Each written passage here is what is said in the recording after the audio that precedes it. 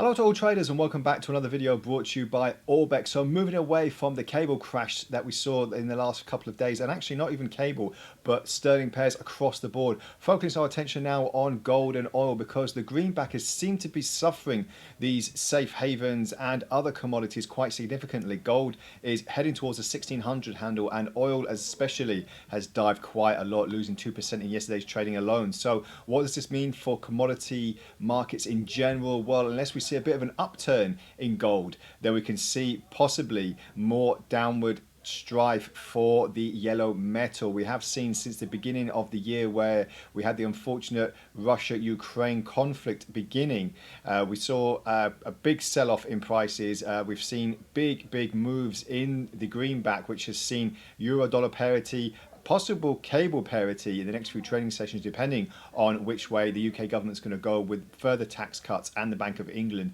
But more importantly, it is very weighed down at the moment. This is the yellow metal, and obviously with recession fears, we could see a slight uptick in gold prices in the next few sessions. So we'll see how that pans out. But if we look on the daily chart, first of all, for gold, we're seeing at the moment another move to the downside. But today's bullish green candle has seen a little bit of optimism and a little bit of a spike higher.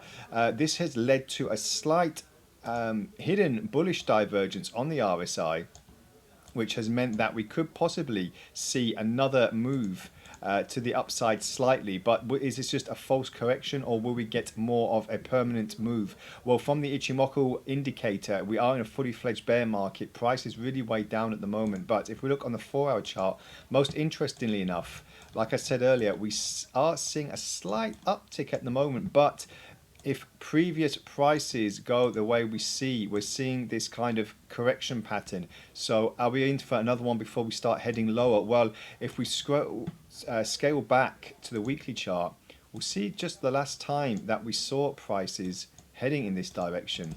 Let's just remove the drawing so it's a little bit easy to see. If we go down to 1600, you know, this is when the start of the pandemic began. We saw prices ranging in that area, but not really seen anything since March of 2020. So quite a significant multi-year low apparently going to be in effect if you believe a lot of the sell-off promises that a lot of the traders are looking at the moment. But in the near term, we're looking at a slight correction to the upside before another move higher. How far will this correction be? Well, we'll have to wait and see. But it's most significant because oil, if we just look on that as well, this is crude oil. We are looking again, as you can see here, from the beginning of the year lows. We haven't gone as far back as when the pandemic began. But if we just scroll this out, put it on the daily charts, it's a bit easy to see.